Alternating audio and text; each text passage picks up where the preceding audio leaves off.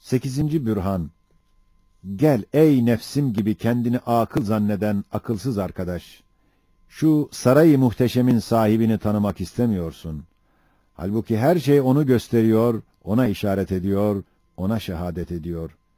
Bütün bu şeylerin şehadetini nasıl tekzip ediyorsun? Öyleyse bu sarayı da inkar et ve alem yok, memleket yok de ve kendini de inkar et, ortadan çık. Yahut aklını başına al, beni dinle. İşte bak, şu saray içinde bulunan ve memleketi ihata eden yeknesak unsurlar, madenler var. Haşiye 14. Unsurlar, madenler ise pek çok muntazam vazifeleri bulunan ve izni Rabbani ile her muhtacın imdadına koşan ve emri ilahi ile her bir yere giren, medet veren ve hayatın levazımatını yetiştiren ve zihayatı emziren ve masnuat-ı ilahiyenin nescine, nakşına menşe ve müvellit ve beşik olan hava, su, ziya, toprak unsurlarına işarettir. Adeta memleketten çıkan her şey o maddelerden yapılıyor. Demek o maddeler kimin mülkü ise bütün ondan yapılan şeyler de onundur. Tarla kimin ise mahsulat da onundur. Deniz kimin ise içindekiler de onundur. Hem bak bu dokunan şeyler, bu nesc olunan münakkaş kumaşlar bir tek maddeden yapılıyor. O maddeyi getiren, ihzar eden ve ip haline getiren elbette bilbedahe birdir. Çünkü o iş iştirak kabul etmez. Öyleyse bütün nesc olunan sanatlı şeyler ona mahsustur.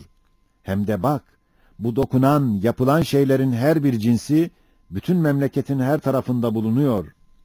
Bütün ebnai cinsleriyle öyle intişar etmiş, beraber olarak birbiri içinde bir tarzda, bir anda yapılıyor, nesçediliyor. Demek bir tek zatın işidir, bir tek emirle hareket ediyor. Yoksa böyle bir anda, bir tarzda, bir keyfiyette, bir heyette ittifak ve muvafakat muhaldir. Öyleyse bu sanatlı şeylerin her birisi o gizli zatın bir ilannamesi hükmünde onu gösteriyor. Güya her bir çiçekli kumaş, her bir sanatlı makine, her bir tatlı lokma, o muciz nüma zatın birer sikkesi, birer hatemi, birer nişanı, birer turrası hükmünde, lisan hal ile her birisi der: ben kimin sanatıyım, bulunduğum sandıklar ve dükkanlar da onun mülküdür. Ve her bir nakış der, beni kim dokudu ise, bulunduğum top da onun dokumasıdır. Her bir tatlı lokma der, beni kim yapıyor, pişiriyorsa, bulunduğum kazan dahi onundur. Her bir makine der, beni kim yapmış ise, memlekette intişar eden bütün emsalimi de o yapıyor ve bütün memleketin her tarafında bizi yetiştiren odur. Demek memleketin maliki de odur. Öyleyse bütün bu memlekete, bu saraya malik kimse, o bize malik olabilir. Mesela nasıl miriye mahsus tek bir palaska veyahut bir tek düğmeye malik olmak için onları yapan bütün fabrikalara malik olmak lazımdır ki onlara hakiki malik olsun. Yoksa o boş boğaz başıbozuktan miri malıdır diye elinden alınıp tecziye edilir. Elhasıl nasıl bu memleketin anasırı memlekete muhit birer maddedir. Onların maliki de bütün memlekete malik bir tek zat olabilir. Öyle de bütün memlekette intişar eden sanatlar birbirine benzediği ve bir tek sikke izhar ettikleri için bütün memleket yüzünde intişar eden masnular her bir şeye hükmeden tek bir zatın sanatları olduğunu gösteriyorlar. İşte ey arkadaş, madem şu memlekette yani şu saray-ı muhteşemde bir birlik alameti vardır, bir vahdet sikkesi var. Çünkü bir kısım şeyler bir iken ihatası var. Bir kısım müteaddit ise fakat birbirine benzediği ve her tarafta bulunduğu için bir vahdet-i nev'iye gösteriyor. Vahdet ise bir vahidi gösterir. Demek ustası da, maliki de, sahibi de, sani'i de bir olmak lazım gelir. Bununla beraber sen buna dikkat et ki bir perde-i gayiptan kalınca bir ip çıkıyor. Haşiye 15. Kalınca bir ip, meyvedar ağaca, binler ipler ise dallarına ve ipler başındaki elmas, nişan, ihsan, hediyeler ise çiçeklerin aksamına ve meyvelerin envaına işarettir. Bak sonra binler ipler ondan uzanmış. Her bir ipin başına bak. Birer elmas, birer nişan, birer ihsan, birer hediye takılmış. Herkese göre birer hediye veriyor. Acaba bilir misin ki böyle garip bir gayb perdesinden böyle acip ihsanatı, hedayayı şu mahluklara uzatan zatı tanımamak, ona teşekkür etmemek ne kadar divanece bir harekettir. Çünkü onu tanımazsan bil mecburiye diyeceksin ki bu ipler uçlarındaki elmasları, sair hediyeleri kendileri yapıyorlar, veriyorlar. O vakit her ipe bir padişahlık manasını vermek lazım gelir. Halbuki gözümüzün önünde bir desti gaybi o ipleri dahi yapıp o hedayayı onlara takıyor. Demek bütün bu sarayda her şey kendi nefsinden ziyade o muciz nüma zatı gösteriyor. Onu tanımazsan bütün bu şeyleri inkar etmekle hayvandan 100 derece aşağı düşeceksin. 9. Bürhan. Gel ey muhakemesiz arkadaş, sen şu sarayın sahibini tanımıyorsun ve tanımak da istemiyorsun. Çünkü istibad ediyorsun. Onun acip sanatlarını ve halatını akla sığıştıramadığından inkara sapıyorsun. Halbuki asıl istibad, asıl müşkilat ve hakiki suubetler ve dehşetli külfetler onu tanımamaktadır. Çünkü onu tanısak, bütün bu saray, bu alem bir tek şey gibi kolay gelir, rahat olur. Bu ortadaki ucuzluk ve mevzuliyete medar olur. Eğer tanımazsak ve o olmazsa, o vakit her bir şey bütün bu saray kadar müşkilatlı olur. Çünkü her şey bu saray kadar sanatlıdır. O vakit ne ucuzluk ve ne de mevzuliyet kalır. Belki bu gördüğümüz şeylerin birisi değil elimize, hiç kimsenin eline geçmezdi. Sen yalnız şu ipe takılan tatlı konserve kutusuna bak. Haşiye 16. Konserve kutusu, kudret konserveleri olan kavun, karpuz, nar, süt kutusu, Hindistan cevizi gibi rahmet hediyelerine işarettir. Eğer onun gizli matbahay muciz nümasından çıkmasaydı, şimdi 40 parayla aldığımız halde 100 liraya alamazdık. Evet, bütün istibat, müşkilat, suubet, helaket, belki muhaliyet onu tanımamaktadır. Çünkü nasıl bir ağaca, bir kökte, bir kanunla, bir merkezde hayat veriliyor, binler meyvelerin teşekkülü bir meyve gibi suhulet peyda eder.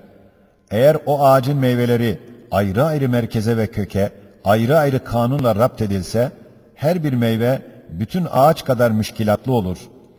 Hem nasıl bütün ordunun teçhizatı bir merkezde, bir kanunda, bir fabrikadan çıksa, kemiyetçe bir neferin teçhizatı kadar kolaylaşır. Eğer her bir neferin ayrı ayrı yerlerde teçhizatı yapılsa, alınsa, her bir neferin teçhizatı için bütün ordunun teçhizatına lazım fabrikalar bulunması lazımdır. Aynen bu iki misal gibi, şu muntazam sarayda, şu mükemmel şehirde, şu müterakki memlekette, şu muhteşem alemde, bütün bu şeylerin icadı bir tek zata verildiği vakit o kadar kolay olur, o kadar hiffet peyda eder ki, gördüğümüz nihayetsiz ucuzluğa ve mevzuliyete ve sehavete sebebiyet verir. Yoksa her şey o kadar pahalı, o kadar müşkilatlı olacak ki, dünya verilse birisi elde edilemez. 10. Bürhan. Gel ey bir parça insafa gelmiş arkadaş. 15 gündür biz buradayız. Haşiye 17. 15 gün, sinni teklif olan 15 seneye işarettir. Eğer şu alemin nizamlarını bilmezsek, padişahını tanımazsak, cezaya müstehak oluruz. Özrümüz kalmadı. Zira 15 gün, güya bize mühlet verilmiş gibi, bize ilişmiyorlar. Elbette biz, başıboş değiliz. Bu derece nazik sanatlı, mizanlı, letafetli, ibretli masnular içinde hayvan gibi gezip bozamayız. Bize bozdurmazlar. Şu memleketin haşmetli malikinin elbette cezası da dehşetlidir. O zat ne kadar kudretli, haşmetli bir zat olduğunu şununla anlayınız ki, şu koca alemi bir saray gibi tanzim ediyor, bir dolap gibi çeviriyor. Şu büyük memleketi bir hane gibi hiçbir şey noksan bırakmayarak idare ediyor. İşte bak, vakit be vakit bir kabı doldurup boşaltmak gibi şu sarayı, şu memleketi, şu şehri kemali intizamla doldurup, kemali hikmetle boşalttırıyor. Bir sofrayı da kaldırıp indirmek gibi, koca memleketi baştan başa, çeşit çeşit sofralar. Haşiye 18. Sofralar ise, yazda zeminin yüzüne işarettir ki, yüzer taze taze ve ayrı ayrı olarak matbaha-i rahmetten çıkan rahmani sofralar serilir, değişirler. Her bir bostan bir kazan, her bir ağaç bir tablacıdır. Bir desti gaybi tarafından kaldırır, indirir tarzında mütenevvi yemekleri sıra ile getirip yedirir. Onu kaldırıp başkasını getirir, sen de görüyorsun ve aklın varsa anlarsın ki o dehşetli haşmet içinde hadsiz sehavetli bir kerem var.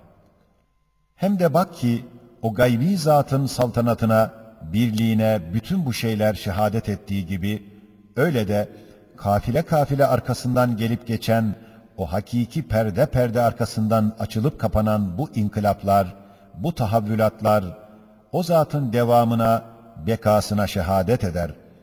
Çünkü zeval bulan eşya ile beraber esbapları dahi kayboluyor.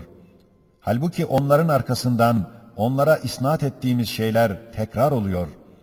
Demek o eserler onların değilmiş, belki zevalsiz birinin eserleriymiş. Nasıl ki bir ırmağın kabarcıkları gidiyor, arkasından gelen kabarcıklar gidenler gibi parladığından anlaşılıyor ki onları parlattıran daimi ve yüksek bir ışık sahibidir. Öyle de bu işlerin süratle değişmesi, arkalarından gelenlerin aynı renk alması gösteriyor ki zevalsiz, daimi bir tek zatın cilveleridir, nakışlarıdır, ayneleridir, sanatlarıdır. 11. Bürhan. Gel ey arkadaş, şimdi sana geçmiş olan 10 bürhan kuvvetinde kat'i bir bürhan daha göstereceğim. Gel bir gemiye bineceğiz. Haşiye 19. Gemi tarihe ve cezire ise asr-ı saadete işarettir. Şu asrın zulümatlı sahilinde mimsiz medeniyetin giydirdiği libastan soyunup, zamanın denizine girip, tarih ve siyer sefinesine binip, asr-ı saadet ceziresine ve Ceziretül Arap meydanına çıkıp, Fahri Alemi aleyhissalatu vesselam iş başında ziyaret etmekle biliriz ki, o zat o kadar parlak bir bürhan-ı tevhiddir ki, zeminin baştan başa yüzünü ve zamanın geçmiş ve gelecek iki yüzünü ışıklandırmış, küfür ve dalalet zulümatını dağıtmıştır. Şu uzakta bir cezire var, oraya gideceğiz. Çünkü bu tılsımlı alemin anahtarları orada olacak. Hem herkes o cezireye bakıyor, oradan bir şeyler bekliyor, oradan emir alıyorlar. İşte bak gidiyoruz. Şimdi şu cezireye çıktık, bak pek büyük bir içtima var. Şu memleketin bütün büyükleri buraya toplanmış gibi mühim ihtifal görünüyor. İyi dikkat et. Bu cemiyeti azimenin bir reisi var. Gel daha yakın gideceğiz. O reisi tanımalıyız. İşte bak ne kadar parlak ve 1000'den ziyade nişanları var. Haşiye 20. 1000 nişan ise ehli tahkik yanında 1000'e bali olan mucizat-ı Ahmediye'dir aleyhissalatu vesselam. Ne kadar kuvvetli söylüyor, ne kadar tatlı bir sohbet ediyor. Şu 15 gün zarfında bunların dediklerini ben bir parça öğrendim, sen de benden öğren. Bak o zat, şu memleketin muciznüma sultanından bahsediyor. O sultan-ı zişan beni sizlere gönderdi söylüyor. Bak öyle harikalar gösteriyor, şüphe bırakmıyor ki bu zat o padişahın bir memuru mahsusudur. Sen dikkat et ki bu zatın söylediği sözü değil yalnız şu ceziredeki mahluklar dinliyorlar, belki harikulade suretinde bütün memlekete işittiriyor. Çünkü uzaktan uzağa herkes buradaki nutkunu işitmeye çalışıyor. Değil yalnız insanlar dinliyor, belki hayvanlar da, hatta bak dağlar da onun getirdiği emirlerini dinliyorlar ki yerlerinden kımıldanıyorlar. Şu ağaçlar işaret ettiği yere gidiyorlar. Nerede istese su çıkarıyor. Hatta parmağını da bir ab-ı kevser memesi gibi yapar. Ondan ab-ı hayat içiriyor. Bak, şu sarayın kubbe-i âlisinde mühim lamba, Haşiye 21, mühim lamba, kamerdir ki, onun işaretiyle iki parça olmuş. Yani, Mevlana Camii'nin dediği gibi, hiç yazı yazmayan o ümmi zat, parmak kalemiyle sayfe-i semavide bir elif yazmış, 1.40'ı 2.50 yapmış. Yani şaktan evvel 40 olan mime benzer, şaktan sonra 2 hilal oldu, 50'den ibaret olan 2 nuna benzedi. Onun işaretiyle bir iken ikileşiyor. Demek bu memleket bütün mevcudatıyla onun memuriyetini tanıyor. Onu gaybi bir zat-ı muciznümanın en has ve doğru bir tercümanıdır. Bir dellal-ı saltanatı ve tılsımının keşşafı ve evamirinin tebliğine emin bir elçisi olduğunu biliyor gibi onu dinleyip itaat ediyorlar. İşte bu zatın her söylediği sözü etrafındaki bütün aklı başında olanlar evet, evet doğrudur derler, tasdik ederler. Belki şu memlekette dağlar, ağaçlar, bütün memleketleri ışıklandıran büyük nur lambası, Haşiye 22, büyük bir nur lambası güneştir ki, arzın şarktan geri dönmesiyle yeniden güneşin görünmesi, kucağında Peygamberin aleyhissalatu vesselam yatmasıyla ikindi namazını kılmayan İmam-ı Ali radıyallahu anh, o mucizeye binaen ikindi namazını edaen kılmış.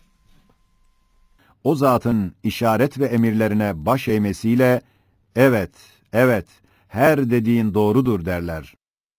İşte ey sersem arkadaş, şu padişahın hazine hassasına mahsus 1000 nişan taşıyan şu nurani ve muhteşem ve pek ciddi zatın bütün kuvvetiyle, bütün memleketin ileri gelenlerinin taht-ı tasdikinde bahsettiği bir zat-ı muciznümadan ve zikrettiği evsafından ve tebliğ ettiği evamirinde hiçbir vecihle hilaf ve hile bulunabilir mi? Bunda hilaf-ı hakikat kabilse, şu sarayı, şu lambaları, şu cemaati hem vücutlarını hem hakikatlarını tekzip etmek lazım gelir. Eğer haddin varsa buna karşı itiraz parmağını uzat, gör. Nasıl parmağın bürhan kuvvetiyle kırılıp senin gözüne sokulacak. 12. bürhan. Gel ey bir parça aklı başına gelen birader. Bütün 11 bürhan kuvvetinde bir bürhan daha göstereceğim. İşte bak, yukarıdan inen ve herkes ona hayretinden veya hürmetinden kemali dikkatle bakan şu nurani fermana bak. Haşiye 23, nurani ferman, Kur'an'a ve üstündeki turra ise icazına işarettir. O 1000 nişanlı zat onun yanına durmuş, o fermanın mealini umuma beyan ediyor. İşte şu fermanın üslupları öyle bir tarzda parlıyor ki, herkesin nazarı istihsanını celbediyor ve öyle ciddi, ehemmiyetli meseleleri zikrediyor ki, herkes kulak vermeye mecbur oluyor. Çünkü bütün bu memleketi idare eden ve bu sarayı yapan ve bu acayibi izhar eden zatın şuunatını, efalini, evamirini, evsafını birer birer beyan ediyor. O fermanın heyeti umumiyesinde bir turray-ı azam olduğu gibi, bak her bir satırında, her bir cümlesinde taklit edilmez bir turra olduğu misillü, ifade ettiği manalar, hakikatlar, emirler, hikmetler üstünde dahi, o zata mahsus birer manevi hatem hükmünde ona has bir tarz görünüyor.